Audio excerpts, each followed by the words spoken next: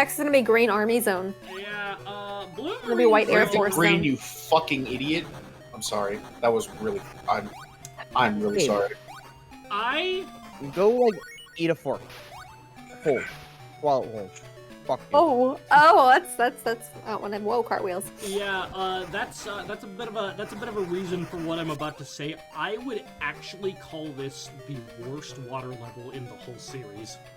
Whoa! Whoa. And it's not that it's uninteresting, though it isn't very interesting. The problem is that it's a goddamn maze, and there are water currents that push you into areas you don't want to get to, and you can't see the currents. You just kind of get caught up in them, and you're like, God damn it, I'm in the current again. You also spend way more time underwater than above water. But for what it's worth, I do kind of like the scenery of this level. Well, at least it has some. The colors of the blocks remind me of, they remind me of Prismarine from Minecraft. They remind me of Chill Penguin stage from Mega Man X. Why Chill Penguin stage? Because blue and white. Me when a penguin is being aggressive. Yo, chill penguin. Me when a penguin is being aggressive. Yo, I see Penguino. Oh, fuck Eggman. Fuck Eggman. She icy on my Penguino. I went on a walk today, 5.5 miles, and I walked up a 600-foot hill. It was the craziest thing I've done in a while. You went to North High? That's actually what I was thinking when I was walking up and down. Like, this is probably Kyon's daily walk to high school. Woo!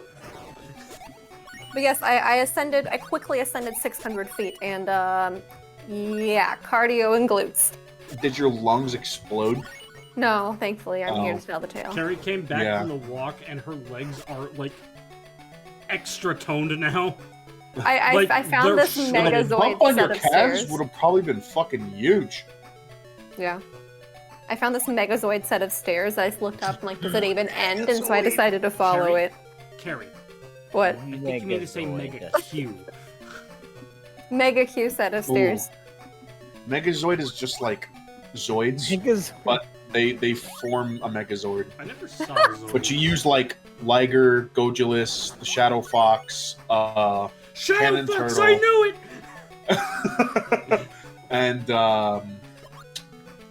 actually, you could just use all of the Liger forms from New Century Zero and call it good. Ligers, like the infertile lion tigers? Yeah, but they're Zoids, so they're cool, because they're robot animals. So, what are you talking about? I have no Zoids. clue. It was a show that was on Toonami back in the day. I didn't know that. It also exists still. Oh. They're like Gunpla kits, shit. but instead of Gundams, they're like animals. Hmm. There's also a Aren't fucking Gundams badass like game people called with animals? Zoids Battle Legends 2 for the GameCube that I played a lot as a kid. That's fucking fire. Okay. You're gonna go back in time and break your GameCube. What is your fucking deal? You want scrap? Yeah. I was gonna say name of time and place, but I was afraid you were gonna say your fucking full address. So, I actually was really thinking about it. Wait a second. Like, I'm gonna make Evan Knuckles. watch through the whole fucking Knuckles' sprite has artifacts on the borders. What do you mean? Yeah, it does. Yep. See, like, there's like gray. Like, it's most notable when he's climbing, but you can see it in his base standing sprite too. Yeah, there's like little. It's like in certain sections there's like a border, but It's like when you use the magic wand tool and make no effort to clean up afterward.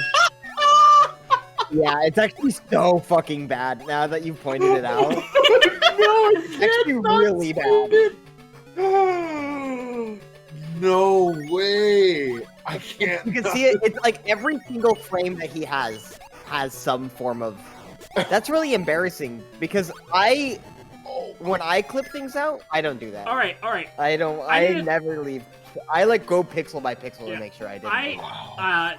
For me, it depends on how I'm feeling. It depends on how much effort I'm willing to put into the project. Yeah, I lied. I don't always, but it's like if the colors like almost indistinguishable. All right, I need to Drown talk about in the this game? But Yes, you can. Yes, you can. I've just been very good about getting air bubbles. Good. But trust me, there were multiple deaths that I cut out where I drowned because the air bubbles are far more scattered about than they are in most water stages. Anyway, I need to talk about the game for a second. Act 2 in particular, okay? To get to the special stage ring, because there's only one in each act. There's one in each act, but you can only get the Act 2 one if you want to get the Chaos Emerald. Otherwise, I would have had all of... Or if you want to get the Emerald Shard. Otherwise, I would have had all of them by now. If you do the special stage in Act 1, you just get a 1-up. But... in Act 2, to get to the special stage ring, you need to go down a very specific path, find a switch to open a door, and then you can access the ring. And that's not even it for Act 2's bullshit, because the signpost is unbelievably well hidden. Uh-oh. Like, okay. It looks like I'm doing pretty well for myself here. I had to watch this level on YouTube in order to figure out how to clear it. Wow. And guess what? The video I found, the player didn't know how to do it either. They just kept trying until they finally persevered. Oh no! See, this game isn't exactly famous enough to warrant people actually putting level maps on the internet like pretty much every other 2D Sonic game. I'm just gonna be This is staring such an until I L. can find you so you finish it, because I want to figure out how you do it. so What's up? the rings Yeah. in this game have very small hitboxes, I've noticed. That is, so all of the Game Gear games work this way. That is a result of, that I'm convinced it's a hardware limitation. It's a Okay. hardware limitation where you can actually only pick up one ring at a time. So, and it's, like, probably related to, like, the tile layering and whatnot. So even if you're between them, like, it can only register one of them. That is what I'm convinced is going on. Yeah, maybe. Because, I again, can see that. all but, like, of the Game Gear games, even the good ones, do this. Interesting. Falling animation just kills me. Dude, it's so funny. So fucking stupid. You know, I've said for what it's worth a few times throughout this playthrough, but I genuinely mean it. For what it's worth, I think we're having more fun watching this than we did watching Sonic 3D Blast. Yeah, 3D Blast was like... I was really glad that was a small, like a short game. Yeah. Which is like, not, you know, a good thing to be grateful that there's not that much of something. And this game, too, like, this is probably the shortest game in the series. Like, you may have noticed we're doing 5 parts this session instead of the usual 4. It's because this game only has 5 stages. Every other Sonic game has 6 minimum. I need to deploy What something. a fucking goofy... Like, I'm convinced the only reason this exists, it's 2 things. 1, we need a sister game to Sonic 3D Blast, and 2, we're shelving the Game Gear soon. We need to squeeze some extra money out of Sonic just one last time. Quite the risk, though, because you could totally blow it and ruin the franchise that way.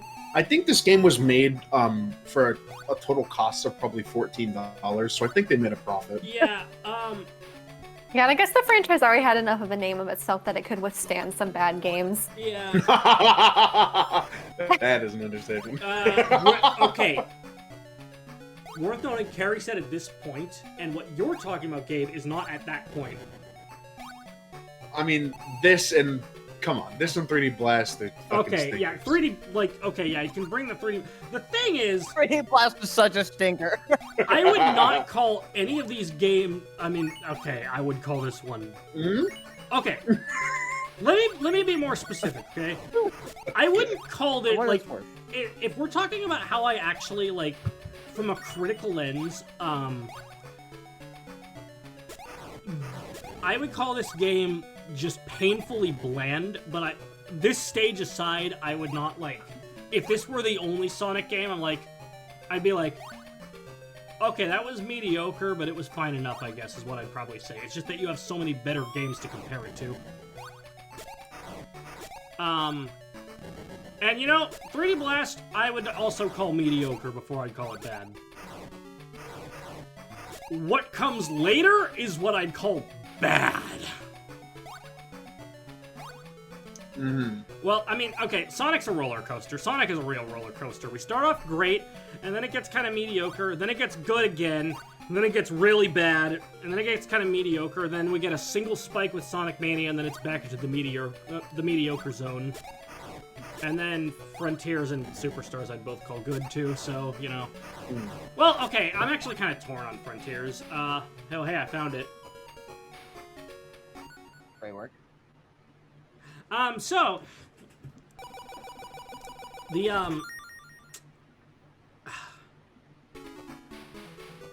thing about Frontiers, the thing about Sonic Frontiers is it's just such a fundamentally different game. Actually, on that note, do you ever think about the fact that this is the first game in the marathon that plays like a standard Sonic game? Huh. Because Tails Adventure was its own thing, and Sonic 3D Blast had that isometric bullshit going on. Oh, interesting. I don't know, I guess I played some of the newer ones, so my timeline of Sonic games is probably not accurate. This is the first